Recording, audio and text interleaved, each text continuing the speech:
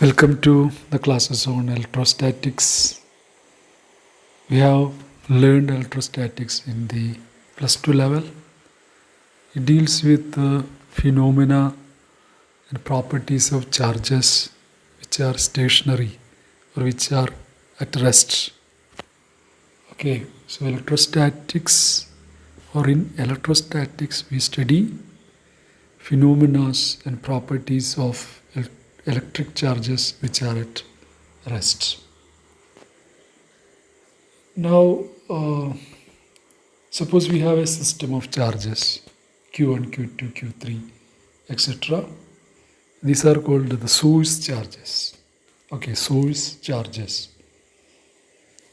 Now, we want to know what force these charges Q1, Q2, Q3, a system of source charges, exert, apply on another charge, capital Q, which is called the test charge. Okay, so we can see here few charges Q1, Q2, Q3, Q4, Q5, etc. These are called point charges. We want to know the force exerted by these charges on a test charge Q. Okay. To determine that, we should know two ideas or two rules or two principles. The first one is the principle of superposition. The principle of superposition, which says interaction between any two charges is completely unaffected by the presence of other charges. Interaction between any two charges is completely unaffected by the presence of other charges. So here Q1 will be exerting some force on Q, Q2 will be exerting some force on Q, Q3 will be exerting some force on Q, like that. So the interaction between Q1, the source charge Q1, on the test charge Q, that is completely unaffected by the presence of charges Q2, Q3, Q4, etc. Similarly, the force between or the interaction between Q2 and the test charge capital Q, that is completely unaffected by the presence of other charges.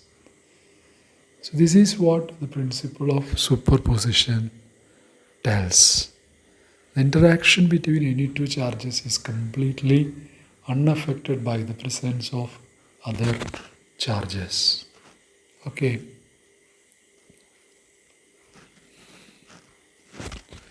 Now, to compute the force on the Q, on the test charge, we first compute the force F1 due to Q1 alone. So capital F1, this is the force acting on the test charge by Q1, small q1. So by the principle of superposition, while doing that, we can ignore all other charges. Then we compute the force F2 due to Q2 alone. Okay, the force acting on the test charge Q by Q2 alone, and so on. Okay, so F1, vector F1 is the force on the charge by force on the charge Q by small q1. F2 is force on the charge Q by Q2. Okay, then to get the total force or the force acting on the test charge, we take this vector sum of all these individual forces. So we have taken vector sum of all these individual forces. Okay, so this is a very important principle in the electrostatics. Okay, the principle of superposition. Now we see the Coulomb's law. Coulomb's law we have studied. The force between two charges is directly proportional to product of the charges and inversely proportional to the square of the distance between them. That we have seen, that we have studied. Here we have a charge q, small q, which can be called a source charge or a point charge, and capital Q is another point charge. So according to Coulomb's law, the force acting on the charge capital Q by small q, that is given by F equal to 1 by 4 pi epsilon 0 small q capital Q over r square unit vector r. Unit vector r that actually denotes the direction. Okay, and we know the direction of vector r. So the vector r is directed from small q to capital Q. So we know the direction of small r. Okay, and epsilon 0 is called the permittivity of the free space. Epsilon 0 is the permittivity of the free space. We know its value is 8.85 into 10 raised to minus 12. And the direction of the force is along the line joining the small charge q and the charge capital Q. So depending upon the sign of the charges, we know charges can be positive as well as negative. If both charges have the same sign, then the force will be directed from small q to capital Q. But if they have opposite signs, force will be attractive and it will be from capital Q to small q. Okay. So the force can be attractive as well as repulsive. So we have seen the superposition principle and the Coulomb's law, the two things that we basically need in electrostatics. Now, with those two principles, we are going to define the electric field. Suppose again we have a system of charges and we have a test charge at the point P. At the point P we have a test charge. Okay, and these charges Q1 is at a distance R1, Q2 is at a distance R2, Q3 is at a distance R3 from the charge capital Q that is at the point P. This is called the test charge. Then by the principle of superposition, the total force on the charge Q at the point P, capital Q on the point P, that is given by F equal to F1 plus F2 plus F3 etc. that we have seen in the superposition principle. So this is equal to 1 by 4 pi epsilon 0. F1 is Q1 capital Q by R1 square unit vector R1. Then when it comes to F2, it is Q2 capital Q over R2 square unit vector R2 plus etc. So this is equal to Q by 4 pi epsilon 0. We are taking Q as common factor.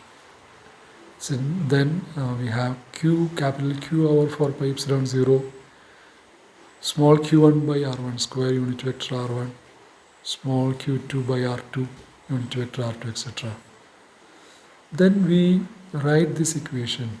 This is actually equation for the force, that we write it as Q capital Q E, where this E is this 1 by 4 pi epsilon 0 Q1 by R1 square R1 unit vector R plus 1 by 4 pi epsilon 0 Q2 by R2 square unit vector R2 like that. So E of P, the electric field is written as 1 by 4 pi epsilon 0 sigma E equal to 1 to n Qi by Ri square unit vector Ri.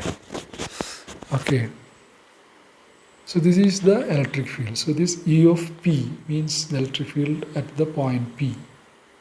Okay, we are calculating the electric field at the point P, that is defined as 1 by 4 pi epsilon 0 this sigma summation over I, summation over all charges, all point charges, and now the important thing is here in the expression for the electric field we don't see the test charge Q. Okay, so the electric field does not make any reference at all to the test charge capital Q. Okay, so the electric field is a vector quantity. This is simply a vector quantity. We need not have a test charge because that does not come in the expression. Okay, so electric field is a vector quantity which varies from point to point. Okay, which varies from point to point because it depends on the distance of the point P from the charges. Okay, and is entirely determined by the configuration of the source charges. Okay, the source charges Q1 to Qn. It depends on the configuration. So the electric field at a point depends on the configuration of the source charges. Okay, it is a vector quantity. It is clearly a vector quantity. Okay. Now the usual definition that we have studied is electric field is a force per unit charge. Force per unit charge that would be exerted on a test charge placed at the point P. Okay, so from here F equal to QE, we can write E as equal to F by Q. F is the force. So it is force per unit charge. Okay, force per unit charge that would be exerted on a test charge placed at P. That's why we say E is equal to F by Q. So that is force per unit charge. That is the definition that we have already seen. Okay, so this is how we define the electric field. So in this class, first we saw the principle of superposition. It's a very important principle. Then we saw the Coulomb's law, the force between two charges, and then we defined the electric field.